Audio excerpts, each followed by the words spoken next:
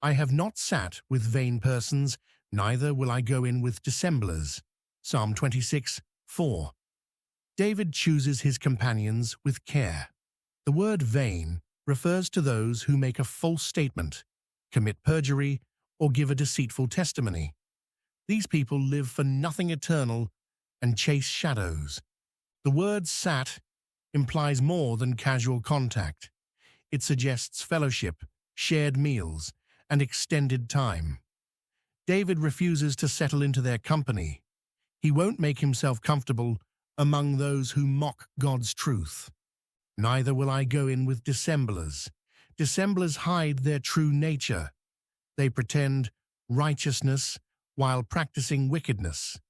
Jesus faced such people during his earthly ministry.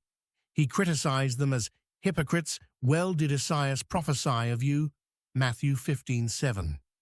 A young man enters college. His roommate mocks his Bible reading. Friends invite him to parties where God's name becomes a curse word.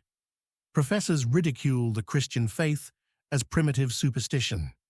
The pressure mounts daily. Will he sit with vain people? Will he go in with dissemblers? I have hated the congregation of evildoers, and will not sit with the wicked. Psalm 26:5. David intensifies his statement. He does not just avoid evildoers, but hates their sin. David made this decision. He did not wait for temptation to strike before choosing sides. The word congregation means assembly or company. Evildoers gather, plan, and reinforce each other in their rebellion against God. Paul warned the Corinthians about this danger. Be not deceived. Evil communications corrupt good manners. 1 Corinthians 15:33. The process might be gradual, akin to rust's effect on metal, but evil company ruins moral character. David next declares he will not sit with the wicked. David's past decisions shape his future choices. He won't change his mind tomorrow. He won't compromise next week.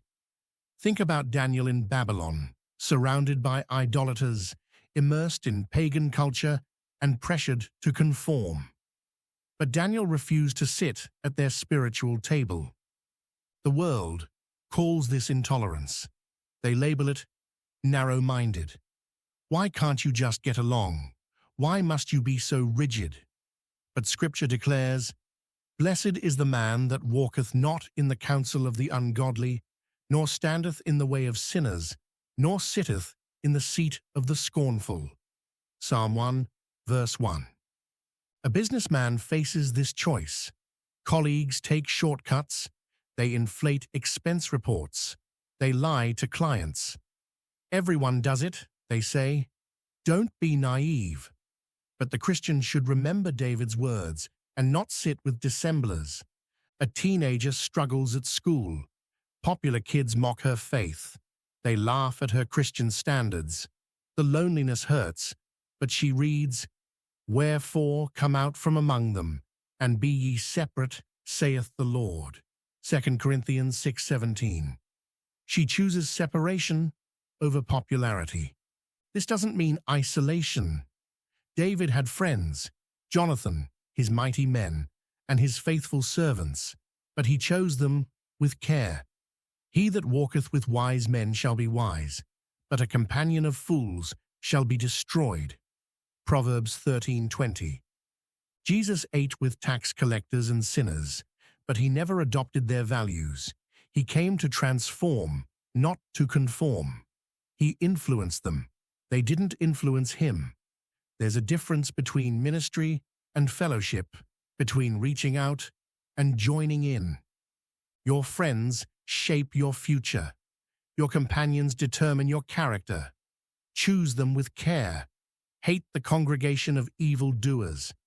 Refuse to sit with the wicked and draw clear boundaries. Make firm decisions and stand with David in holy separation.